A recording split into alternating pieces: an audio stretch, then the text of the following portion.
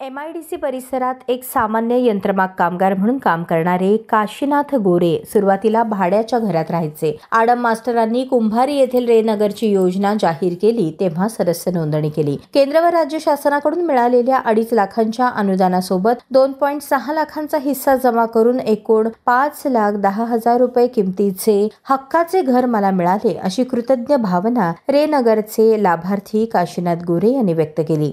नाव काशीनाथ भीमू गोरे, यंत्रमाग कामगार जाबर म्हणून काम करतोय. परंतु मी 728/1 रेनगरमध्ये पहिल्या मजल्यावर 201 नंबर प्लॉट नंबर 201 याची मी 2021ला माझा लोन मंजूर झाला होता. परंतु मी 2 वर्षेपर्यंत भरलो 2100 रुपये प्रमाणे किंवा 1,000 2,050 असं करत करत व्याज भरपूर चालल्यामुळं माझ्या बचतमधून 10,000 20,000 30,000 असं करून मी पूर्ण लोन आता क्लिअर केलेलं आहे.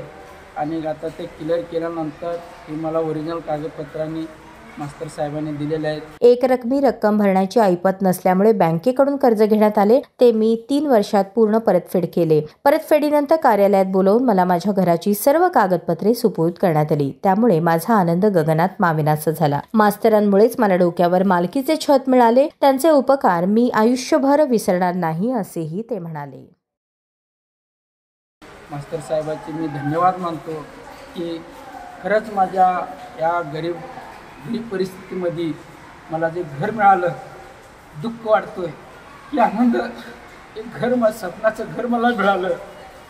काय अजून मी आडम मास्तरला मी देव माणूस म्हणून माझी बोलण्यात हे वाटतोय का हसू येतात की एवढं गरीब माणसाला एवढं सहकार्य करतात की ते देव माणसासारखंच माणूस आहे.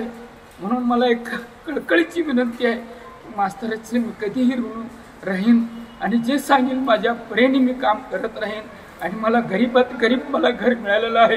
मला एवढं दुःख वाटतो की थोडीशी मला एक आनंद खूप होतोय की मला एक परिस्थिती म्हणून एक 20-25 लाखाचं किती लाखाचं घर असेल तर मी एवढं कर्ज फोडून मी महाराष्ट्र बँकेला एक विनंती केलं होतं की माझ्या थोडीशी लोन कमी व्हावं किंवा कर्ज कमी व्हावं म्हणून. तरी मी तिने लास्टला 65,000 रुपये राहिले होते. वरचे 500 रुपये तरी कमी करा, परंतु तिने काही कमी केलं नाहीत. पूर्ण रक्कम मी भरलेलं आहे.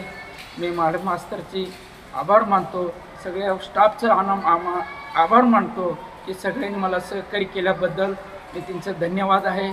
असंच मला सहकार्य मिळावं. जय सलाम, जय हिंद.